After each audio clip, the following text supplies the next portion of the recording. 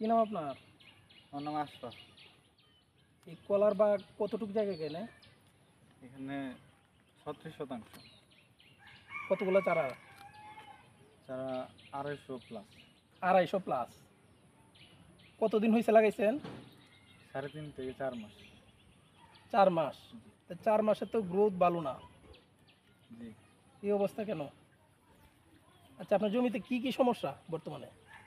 সমস্যা সমস্যা প্রথম দিকে করার কারণে আর কি পানির অভাব ছিল 2 মাসের মতো। তারপরে এই যেমন সিগাটোগা রোগ আর মনে হয় যে প্রথম অবস্থায় জমিতে মাটির রস ছিল না, পুষ্টি ঘাটতি ছিল। জমিতে পানি ছিল না, মাটির রস ছিল না, সেচ দিতে পারেন নাই, সেচ দেওয়া হয়েছিল কিন্তু যথেষ্ট হয় নাই।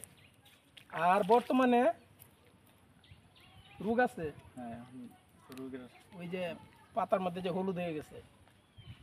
আর আপনার এখানে যে সমস্যাটা হয়েছে, এক হইল সিগাটোগা আছে, বুঝছেন? আর একটা সমস্যা আমরা দেখতেছি, পানি তাড়াতাড়ি এখান থেকে বের হয়ে যাওয়ার জন্য পর্যাপ্ত নালা নাই। নালা থাকলে ওইগুলা গভীর না, ঠিক আছে না? এই জমিটা অন্যান্য জমি থেকে উঁচা না, জি বুঝছি। তাহলে আর একটু গভীর করে নালা করে দেন, যেন পানিটা তাড়াতাড়ি এখান থেকে বের হয়ে যেতে পারে। পানি যদি আপনার এই যে এখানে যে গাছের গোড়ার মধ্যে পানি এমনিতে সেপসেপা না, এই যে পা দাবে পড়ে, আর একটু যদি ভারী বৃষ্টি হয় তাহলে পানি জমে থাকে না আরো, জি। তাহলে কি গাছের জন্য, কলা গাছের জন্য এটা ভালো? না না, যেহেতু এটা ভালো না, আপনারা খুব তাড়াতাড়ি এই নালাগুলো আরো গভীর করেন, এই নালাগুলা গভীর করবেন। আর গাছের যে গুঁড়া আছে না, প্রত্যেকটা গাছের গুঁড়া আপনারা পরিষ্কার করে দিবেন। এই যে এখানে যে দিচ্ছেন আপনার গাছের ওষুধ দিচ্ছেন ভালো কথা, কিন্তু জায়গাটা পরিষ্কার করে দিবেন। পরিষ্কার করে দিয়ে এই যে এই পর্যন্ত জায়গাটা পরিষ্কার করে দিয়ে পরে এখানে কিছু সার দিয়ে দিবেন। সার কবে দিচ্ছেন? সার দেওয়া হয়েছে 1 সপ্তাহের মতো নিয়েছে। তো সার কি গাছের মধ্যে দিয়ে দিচ্ছেন, উবাইছেন না? না, কুবানো হয় নাই।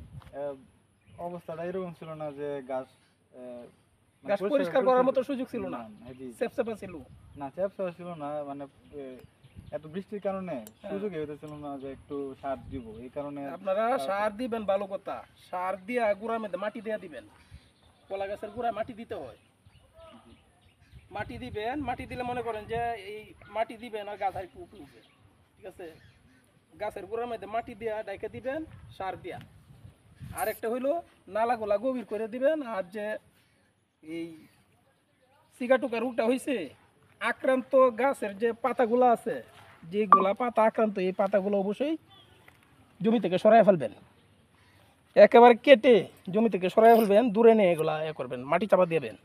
আর এই পাতাগুলা ফেলবেন না, ফেললে হয় কি, এই যে ছত্রাকজনিত রোগ, তো এটা ছত্রাক কিন্তু বাতাসে ছড়ায়। আপনি দূরে নিয়ে ফেলবেন, ওখান থেকে বাতাসে রোগটা আবার এসে ছড়াবে, আপনার এখানে আসবে, অন্যখানে যাবে।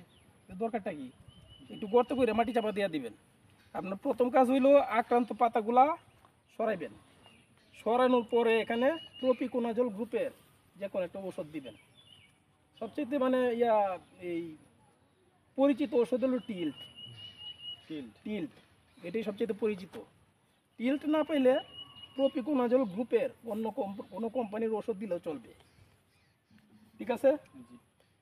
এই ওষুধটা দিবেন প্রতি সপ্তাহে একবার দিলে কিন্তু এটা রোগটা সারা যাবে এরকম না, 3-4 বার দিতে হবে। 3 থেকে 4 বার দিবেন এইটা। আর পাতা অপসারণ করবেন। আর এক হইল আপনার গুড়ার যে ঘাস আছে, ঘাসগুলা সরায়া মাটি দিয়ে দিবেন।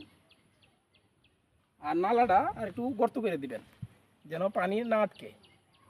আপনি যে নালা দিচ্ছেন, ঠিক আছে না, এই যে 2 পাশ দিয়ে নালা না, এই নালার মাটি সরায়া মাটিটা এখানে ফেলবেন, মধ্যে ফেলবেন, মধ্যের জায়গাটা উঁচা হয়ে যাক, সমস্যা নাই, ঠিক আছে? আচ্ছা, ধন্যবাদ।